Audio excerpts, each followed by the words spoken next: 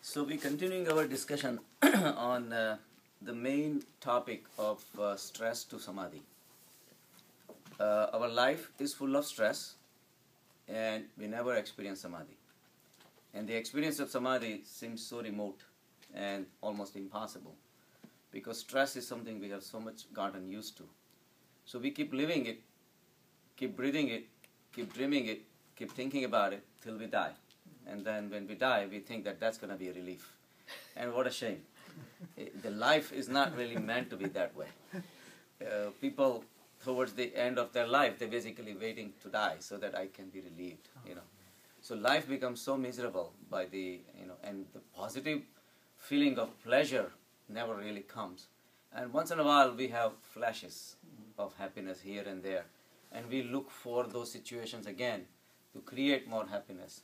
And we don't realize that all these situations or the people or the objects that we're looking for, they elicit that so-called happiness is so momentary.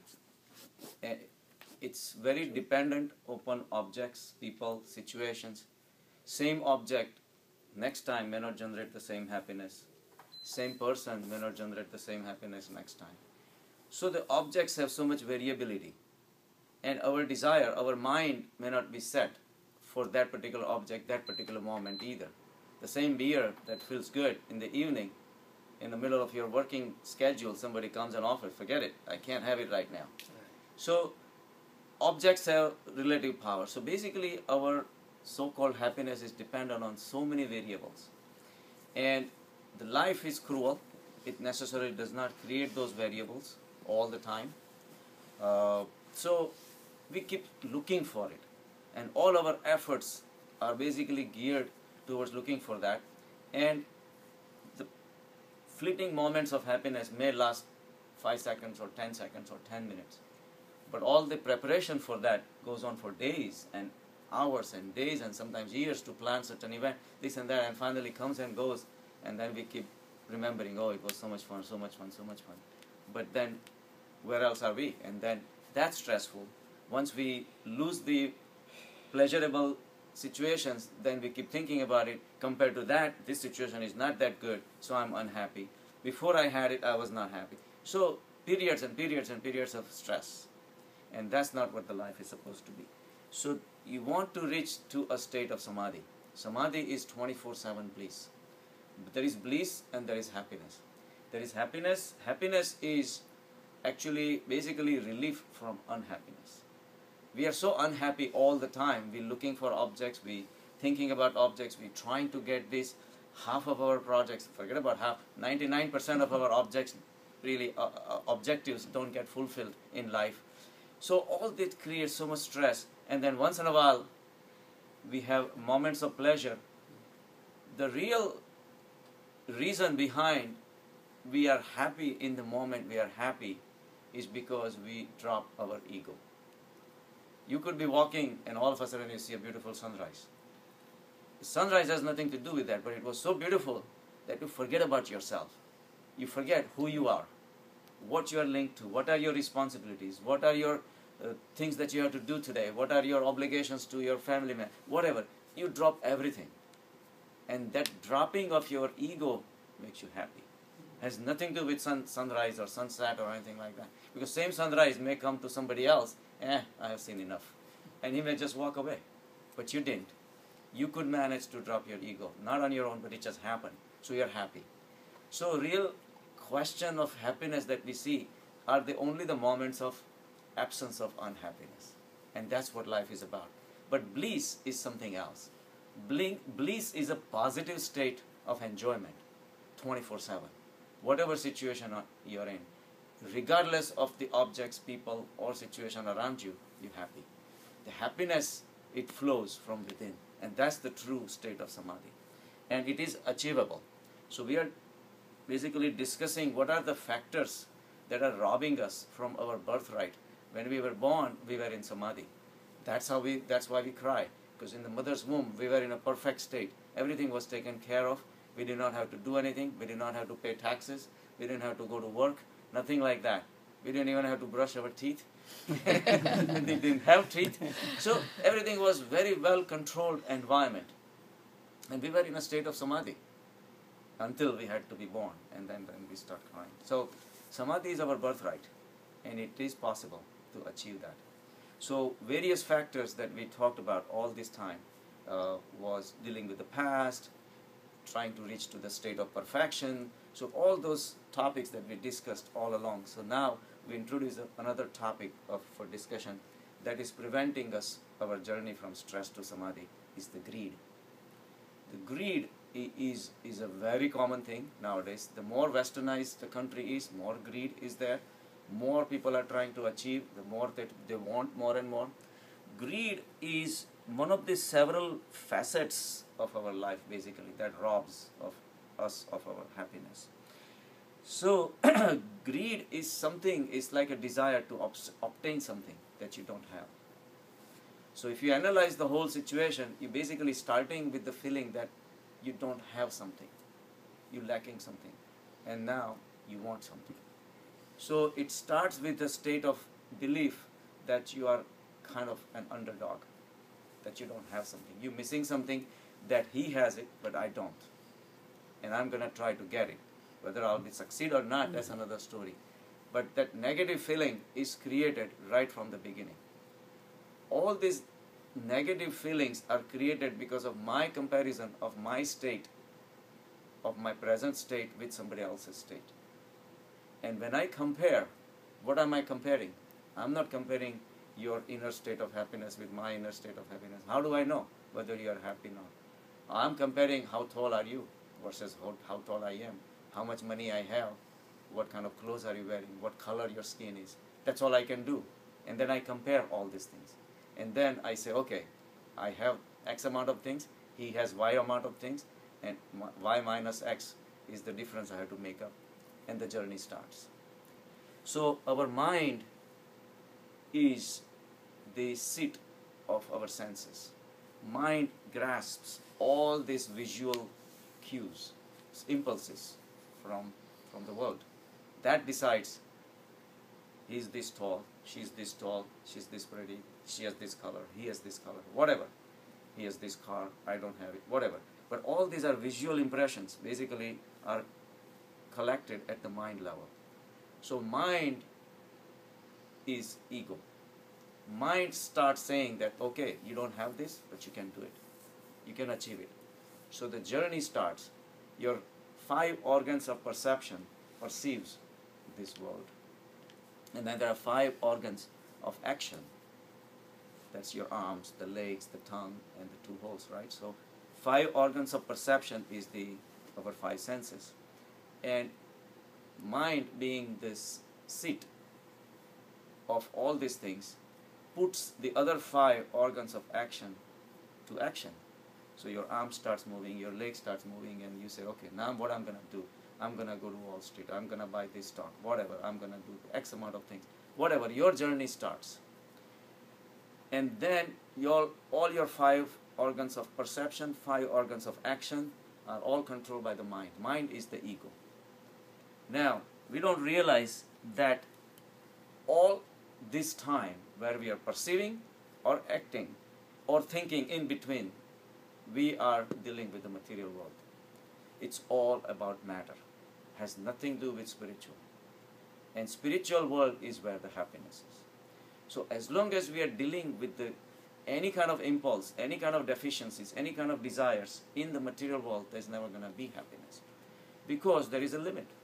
How tall can I get? Definitely not at this stage. But people live with that negative feeling rest of their life. Lenin was on the seat of the Russian Empire. His feet were short. He couldn't live with that. Every time he went to give the lecture, he was so conscious that his feet are short. His feet would not, a normal chair, his feet would not touch the ground. So he would manage to put a curtain in the front, or he will come up with the weird kind of shapes of the chairs and everything. Imagine the guy who was a czar, literally, of Russia, and he still lived with that fear.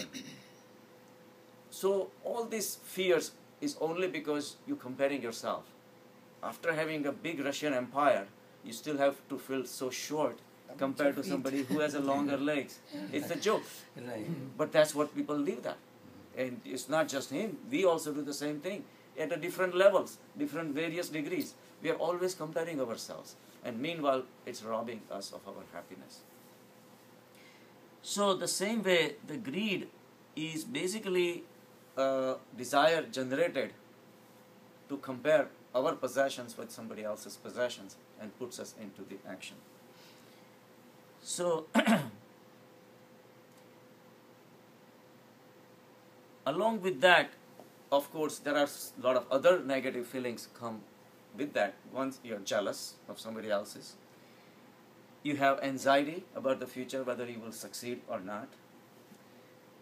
You have frustrations if you fail, more than often you fail. Not everyone who is invested in stock market has millions of dollars. So, and once you do achieve something, then you have a fear of losing it. So you made X amount of dollars and now you have to make sure that you hold on to it too. And how are you going to hold on? Because now you're in a rut of investing and making, investing and making, investing and making. So you put that also into Tao. You put it into, and again the fear starts. What if I lose? And a lot of times you do. Many times you do. More times you do. More times and more. So now, that's where you come in, right? A little plug. Good job. So now the question is, so we call greed bad, right? The Shastras, the scripture says that you should not be greedy. You should be more content with what you have. Then you don't have to run for all these things. You don't have to go through all these sufferings and anxieties and fears and all these things. But the question is, why do the scriptures say the greed is so bad? Why is it bad? Because it can cause all these disturbances. But let's argue in a different way. What if the greed was good? What if it brought good results? Greed of CEOs of Fortune 500 companies seems to be winning all the time. Alexander's ego or greed never really suffered a setback. He kept winning and winning and winning.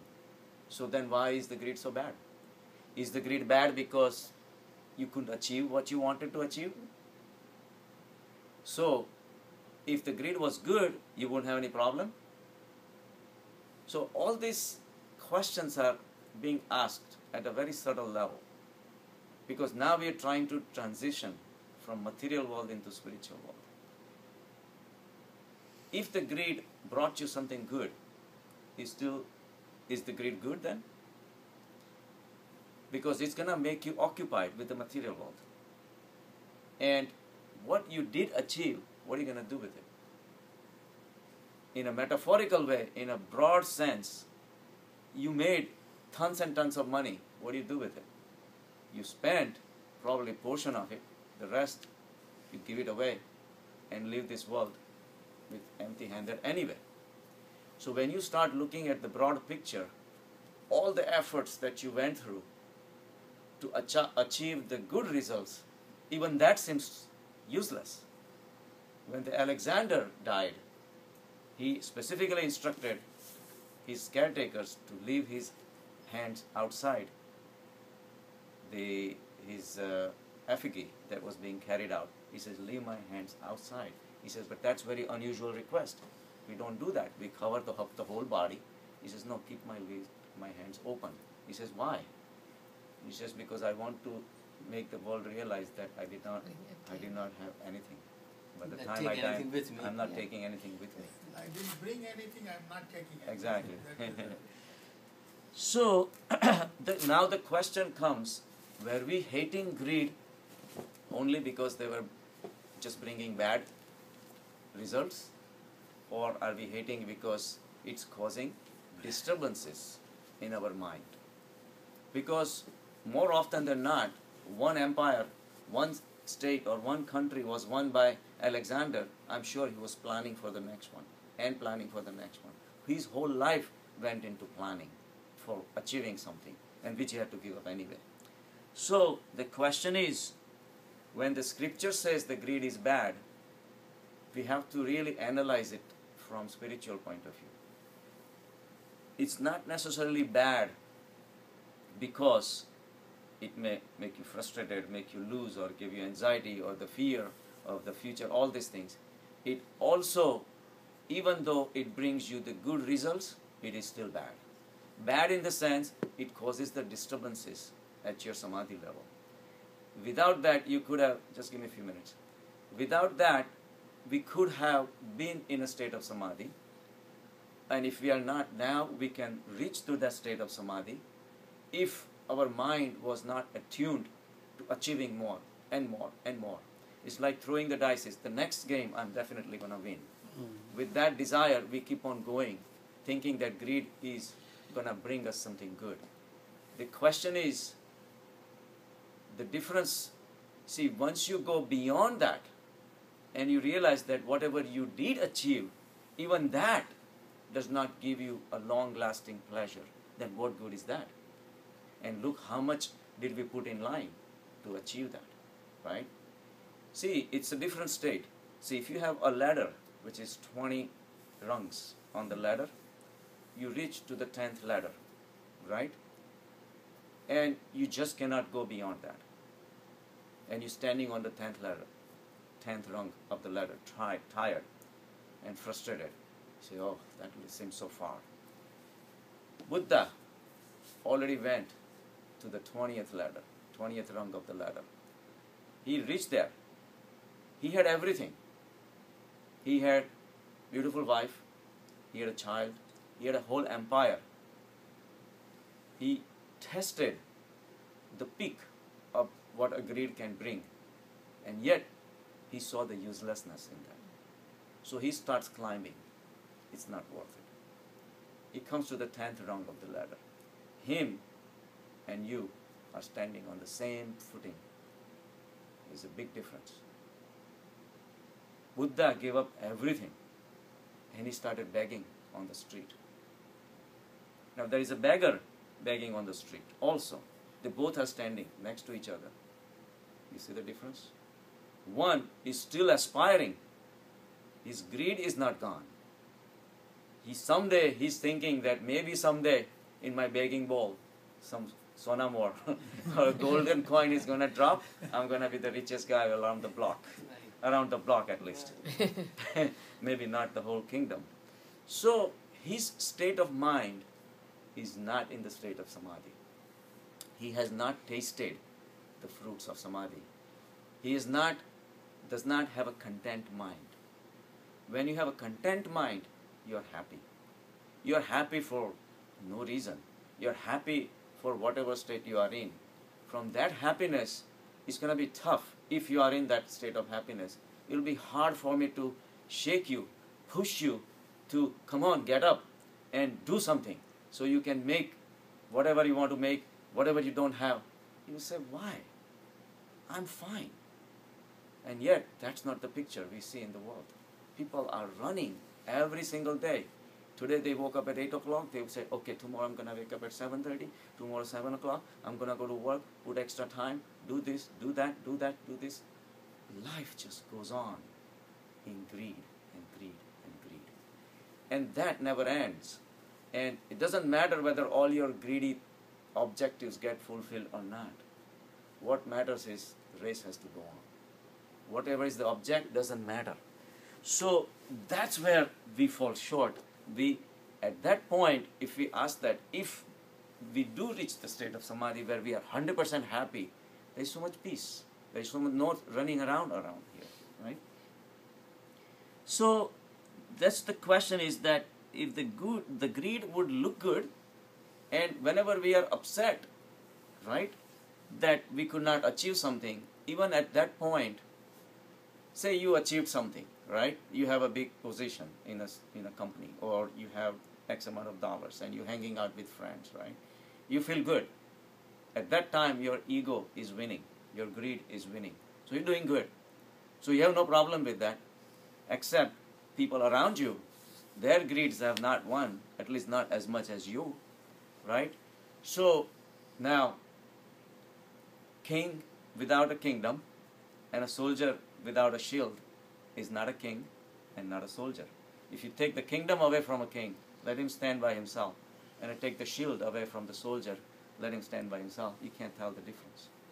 So the rich person who is among the people who are not so rich, he's rich because the other people are not as rich. So by comparatively, he's richer and he's content and all that. But the question comes in, is all the people who are right next to you, so he's looking for some kind of recognition from the other people. Now, he's wanting the recognition from the people who have not been successful, not at least as much as he is. So this game goes on all day long, all life long. And it really doesn't matter.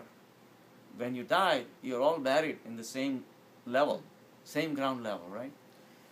So whenever the interactions are taking place in the society is all about ego. Egos are interacting. It's not you. Ego is false. Ego is not even supposed to be there. Now, a lot of times it doesn't really matter what I'm making, what I'm not. Most of the people don't care. Maybe I do what in other people's eyes it might be important. And I may be living my whole life thinking that way. But in fact, nobody had cared. All these inflated egos are imaginary situations that we're hanging on to. These are like Rajneesh calls space, flowers of space. They have no substance. Ego is so fake. And yet we live on that dream for the rest of our life.